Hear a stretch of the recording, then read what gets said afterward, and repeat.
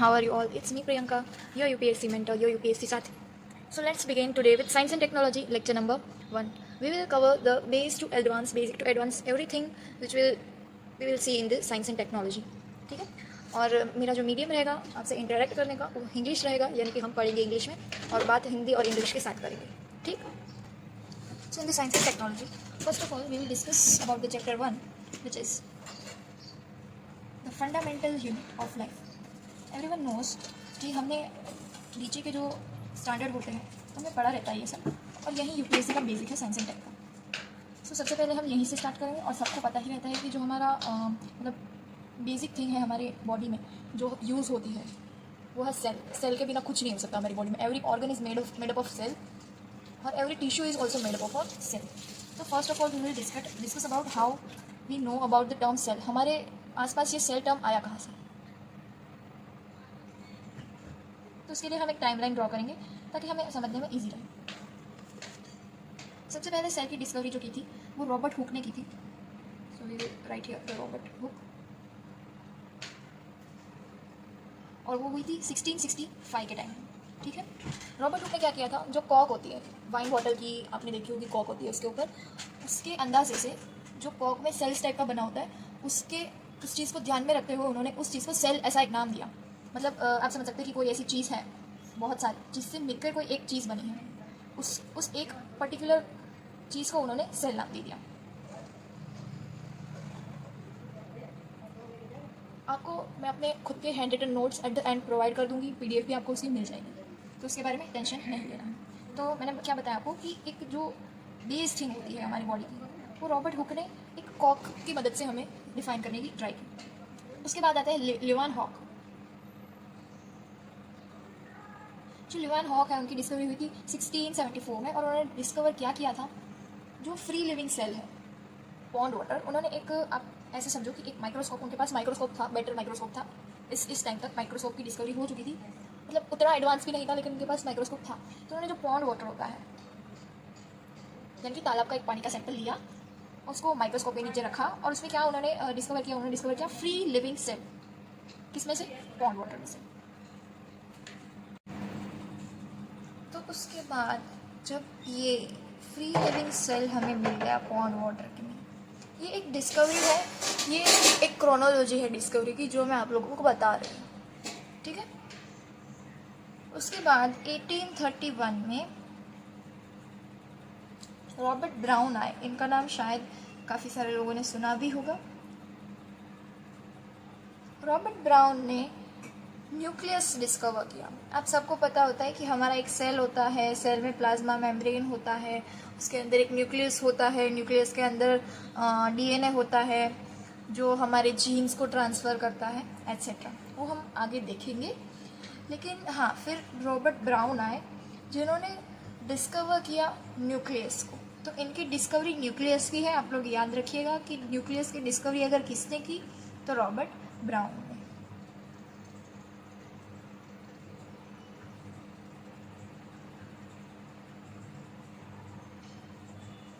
Then moving forward 1831 के बाद 1839 में परकिंजी नाम के एक साइंटिस्ट आए. आई एम नॉट श्योर कि मैं सही प्रोनाउंस कर रही हूँ, आप लोग देख लीजिएगा. पर परकिंजी नाम के जो साइंटिस्ट हैं उन्होंने, अभी मैंने आपको बताया कि सेल जो होता है उसमें डीएनए होता है, आई मीन न्यूक्लियस होता है, साइटोप्लाज्म होता है, प्रोटोप्लाज्म होता है, जो फ्लूइड लाइक स्ट्रक्चर होता है जिसके अंदर सारे ऑर्गेनेल्स प्रेजेंट होते हैं. तो परकिंजी ने जो फ्लूइड लाइक स्ट्रक्चर होता है सेल के इनसाइड, उस टर्म को कॉइन किया. तो इनकी डिस्कवरी क्या है मैं यहाँ पे लिख दे रही हूँ. Fluid structure inside the cell, coin the term protoplasm. ठीक है. अभी ये हो गया, इन सारी चीज़ों के बारे में हमने जान लिया. उसके बाद आता है 1830 1839 के बाद 1838 और 1839 के बीच में। यस, सो इन 1838 एंड 1839 में स्लीडेन एंड शिवान नाम के जो दो व्यक्ति है हमारे पास, दो चाचा है हमारे, ऐसे कह सकते हैं, स्लीडेन एंड शिवा। इन्होंने हमें क्या दिया? इन्होंने हमें दी सेल थियरी। और सेल थियरी में इन्होंने हमें क्या बताया कि every plant and animal are made up of cells. हमारे चैप्टर का नाम ही है कि fundamental unit of life cell, यानी कि जो लिविंग थिंग्स है उनका बॉडी का फंडामेंटल थिंग क्या है? सेल। तो यही सेल थियरी हमें बताती है कि जो हमारा एवरी प्लांट यानी कि सारे पेड़ पौधे and animals are made up of cell. ये तो इन्होंने कह दी सेल थियरी की फर्स्ट थिंग। अब दूसरी बात इन्होंने क्या बताई जो हम सबको पता ही, और हम पहले से ही यही चीज़ मैं आपको बताने की कोशिश कर रही हूँ कि cell is the basic unit of life. ये सेल थियरी में इन्होंने दूसरी बात बताई।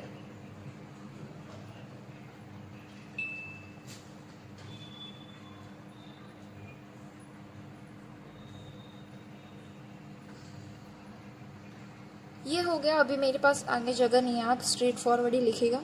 उसके बाद 1855 में आए हमारे विचॉव। चाउमीन जैसा लग रहा है बट इट्स ओके, विचॉव आए। उन्होंने दी एक्सटेंडेड सेल थियरी, यानी कि जो ये वाली सेल थियरी है उसको उन्होंने एक्सटेंड किया कि मुझे भी कुछ मेरा ऐड करना है इसमें, ये आधा अधूरा आपने बताया है, मैं इसको पूरा कर देता हूँ।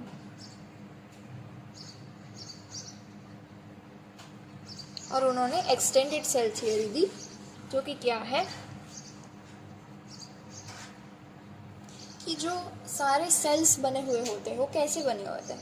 आप समझ सकते हैं कि एक सेल है हमारे पास, उसका डिवीज़न होता है, एक सेल है उसका डिवीज़न होता है और उसमें से हमको 2 सेल मिलते। तो उन्होंने क्या बताया कि हमारे पास ये तीसरी चीज़ इसके आप जोड़ सकते हो, all cells derived from pre-existing cell. यानी कि जो हमारे पास शरीर में सारे सेल हैं वो किसी ना किसी पहले अस्तित्व में आए हुए सेल में से ही बने हैं। ठीक, इतना समझ में आ गया। उसके बाद हम यहाँ पे एक डिस्कवरी लिख देते हैं, it is the discovery of electron microscope 1940। ये आपको पता होना ज़रूरी है।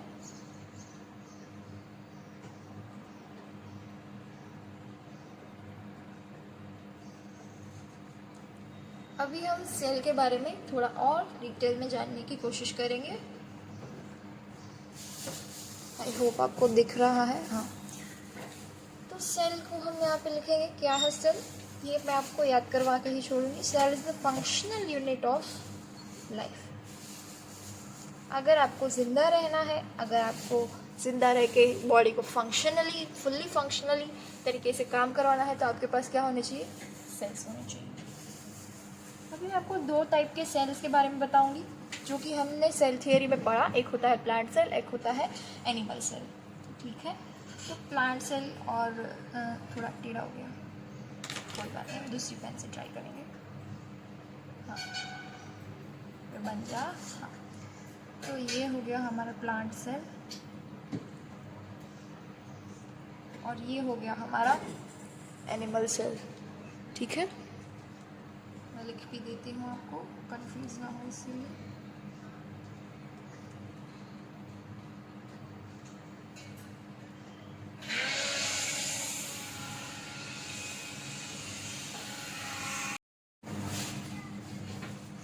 सो yes, we are talking about the plant cell and animal cell.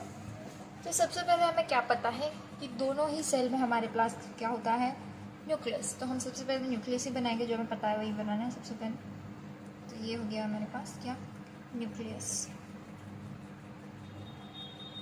उसके बाद हमारे पास क्या आएगा, हमने अभी ही जस्ट अभी यहाँ पे सीखा कि किसने, आप मुझे बताएंगे अभी कि प्रोटोप्लाज्म की डिस्कवरी किसने की थी। तो यस, पर्किंजी नाम के साइंटिस्ट ने प्रोटोप्लाज्म की डिस्कवरी की थी। इसको हम साइटोप्लाज्म भी कह सकते हैं। तो ये हम साइटोप्लाज्म, यहाँ पे फ्लूइड लाइक स्ट्रक्चर, इसको मैं ऐसे दिखा रही हूँ। तो ये हो गया हमारा साइटोप्लाज्म या प्रोटोप्लाज्म।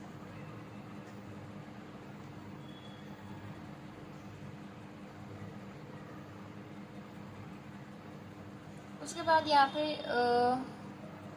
सेल वॉल होती है प्लांट सेल्स में। ये मैं आपको सेल वॉल दिखा रही हूँ, जो कि एनिमल सेल्स में एब्सेंट होती है, इस बात का खास ध्यान रखिएगा। फिर जो इनर लाइनिंग है ये वाली, इसको सेल मेम्ब्रेन कहते हैं, या फिर आप प्लाज्मा भी बुला सकते हैं। ठीक है, तो ये हमारे स्ट्रक्चर हो गए हैं animal cell and plant cell के। Now moving ahead, we will have to discuss about the cell wall. अब हम एक एक के बारे में थोड़ा अंदर से जानने की कोशिश करेंगे कि सेल वॉल क्या है, न्यूक्लियस क्या है, साइटोप्लाज्म क्या है, सेल मेम्ब्रेन क्या है। ठीक है, तो हम सबसे पहले बात करेंगे सेल वॉल के बारे में। तो सेल वॉल क्या है, मैंने आपको अभी दिखाया कि सेल वॉल जो होता है वो सिर्फ और सिर्फ प्लांट सेल्स में ही पाया जाता है। एनिमल सेल्स में जो सेल वॉल होते हैं वो एब्सेंट होती हैं। ठीक है मेरे प्यारे दोस्तों, और किस में पाया जाता है सेल वॉल जो है वो, और बैक्टीरिया और फंजाई में भी पाया जाता है। तो हम यहाँ पे लिख सकते हैं present only in plants, bacteria and fungi, या फंगी जो भी बोलते हैं आप। अब सेल वॉल का काम क्या है? जो सेल वॉल होती है प्लांट्स में, बैक्टीरिया में, फंगी में, वो एक रिजिडिटी और टफनेस प्रोवाइड करती है। आपने शायद देखा होगा कि जो सेल्स होते हैं उस प्लांट्स की सेल की जो रिजिडिटी होती है वो एनिमल सेल से ज़्यादा होती है। तो हम यहाँ पे लिख सकते हैं इट प्रोवाइड्स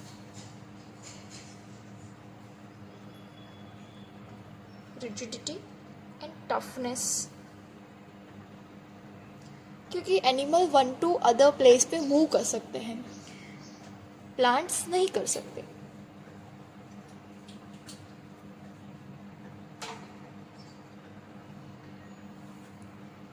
और क्या करता है, अभी आप देखेंगे तो जो सेल वॉल होती है वो सबसे बाहर का हिस्सा होती है।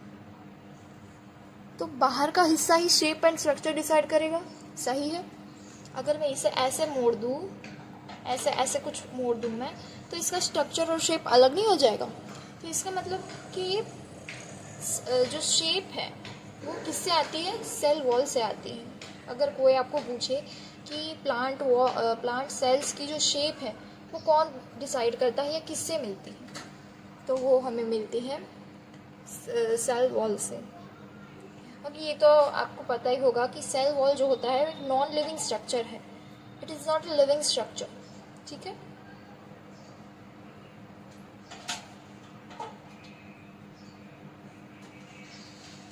कंपोजिशन क्या है सेल वॉल की, मतलब सेल वॉल किस में से बनी हुई होती है वो भी आपको बता देते हैं। जो प्लांट्स की सेल वॉल होती है वो सेल्यूलोज में से बनी हुई होती है। तो जो प्लांट्स की सेल वॉल होती है वो किस में से बनी हुई होती है, ऑब्वियसली सेल्यूलोज में से। और सेल्यूलोज क्या है, आपको जान के थोड़ी हैरानी हो या फिर आपको पता हो, मैं आपको बता देती हूँ कि सेल्यूलोज जो है वो most abundant natural original material है जो वर्ल्ड में पाया जाता है। यानी कि वो अच्छी क्वांटिटी में मिल जाता है हमको, ओरिजिनल, उसको कुछ करना नहीं पड़ता, कुछ प्रोसेस नहीं करनी पड़ती इन द सेंस।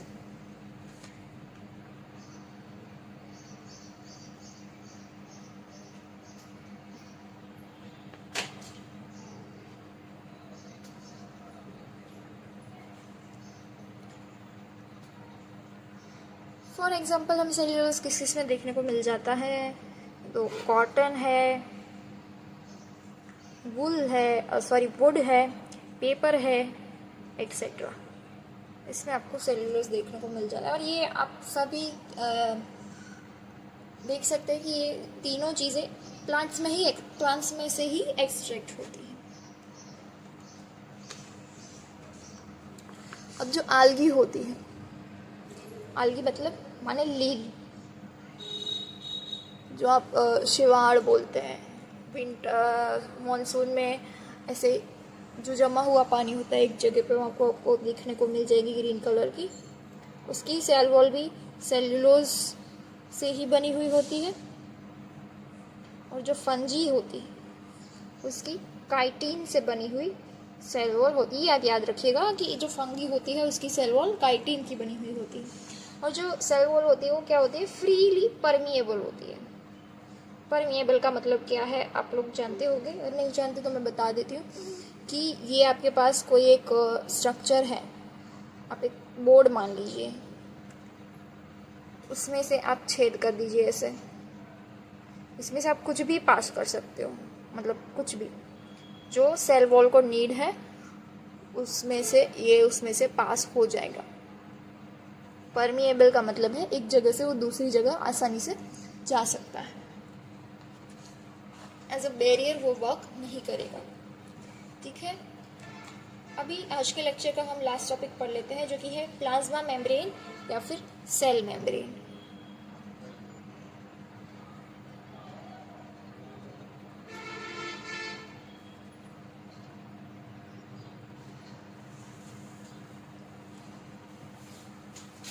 तो प्लाज्मा मेम्ब्रेन और सेल मेम्ब्रेन के बारे में अगर हम बात करें तो मैंने आपको बताया कि वो प्लांट सेल में, ये देखिए आपको दिख रहा होगा कि प्लांट सेल में भी प्रेजेंट है प्लाज्मा मेम्ब्रेन, और यहाँ पे एनिमल सेल में भी प्रेजेंट है। ठीक है, तो हम लिखेंगे present in all types of cell.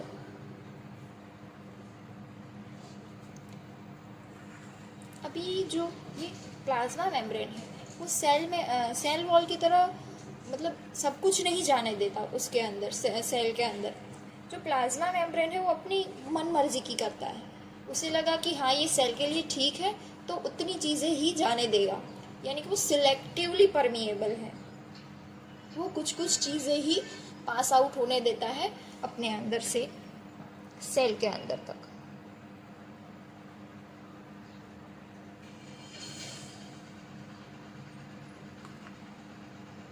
ये बात भी आप याद रख सकते हैं कि सेल वॉल जो है वो फ्रीली परमिएबल है, जबकि जो प्लाज्मा मेम्ब्रेन या सेल मेम्ब्रेन है वो सिलेक्टिवली ही परमिएबल है, मतलब वो कुछ कुछ चीज़ों को ही अपने अंदर लेता है, सारी चीज़ों को नहीं लेता। अब इसका कंपोजिशन क्या है? कंपोजिशन जो प्लाज्मा मेम्ब्रेन और सेल मेम्ब्रेन जो होते हैं वो फोस्फोलिपिड प्लस प्रोटीन से बने हुए होते हैं। किससे? Phospholipid. Lipid is a kind of a fat, आप समझ सकते हो, और प्रोटीन तो आपको पता ही है।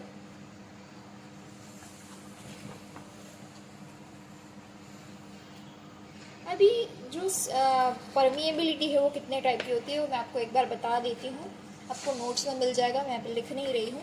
एक होता है फ्रीली परमिएबल, यानी कि कुछ भी जाने दे सकता है अपने अंदर। एक होता है नॉन परमिएबल, यानी कि कुछ भी नहीं जाने देगा वो। एक यहाँ पे हमने देखा हुआ है सिलेक्टिवली परमिएबल, यानी कि जो चीज़ उसको बोला गया है कि आपको ये चीज़ जाने देना है तो वो चीज़ ही जाने देगा, उसके अलावा कुछ नहीं भाई। वो होता है ना स्कूल में कि हमारे स्कूल के बच्चे ही अंदर आएंगे, उसके अलावा कोई नहीं, तो सिलेक्टिवली परमिएबल है कि इनके अलावा और कोई चीज़ नहीं। और एक होता है सेमी परमिएबल। तो ये चार परमिएबिलिटी के मैंने आपको टाइप बता दी।